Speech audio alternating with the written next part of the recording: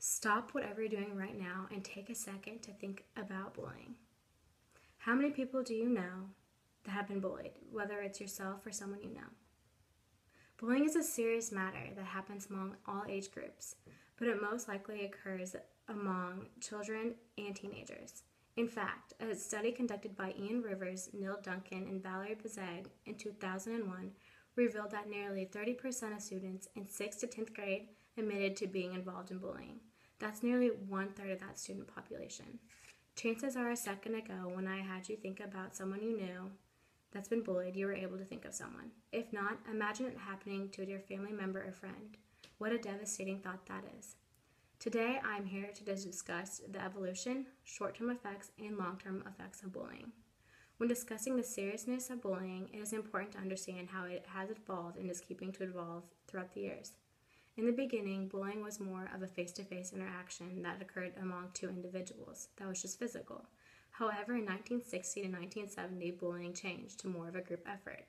And now they have a group of individuals bullying just one person. It became more than just physical, but also words were involved, putting down a person not only physically, but emotionally as well.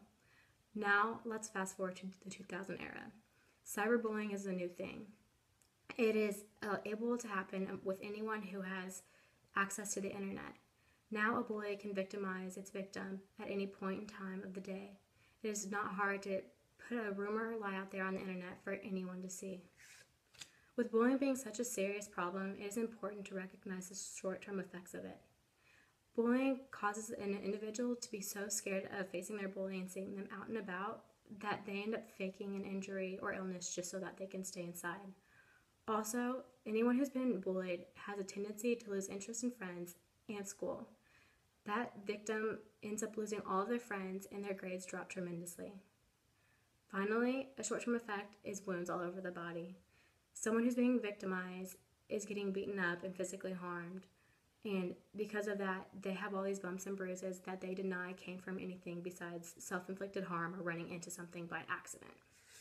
Bullying, however, does not just stop there. It also leads to long-term effects. It is expected that anyone who has been bullied is more likely to experience long-term health effects. In fact, John Sandstruck of 2014 notes that children at the age of 11 who are victims of being bullied had an increased risk of developing borderline personality disorder as they grew older. Additionally, anyone who's been bullied has a chance of becoming depressed later on down the line.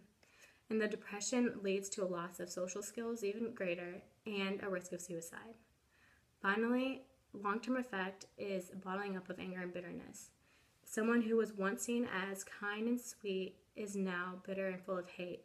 Their personality has changed permanently, and all they can think about is revenge. As I draw to a close, it is obvious to see just how serious bullying is. Not only is it involving, but it has short-term and long-term effects on a person. Next time you underestimate bullying, think of that 30% of students who admitted to being involved in it. As the awareness has now increased of bullying, you might just be able to help stop bullying.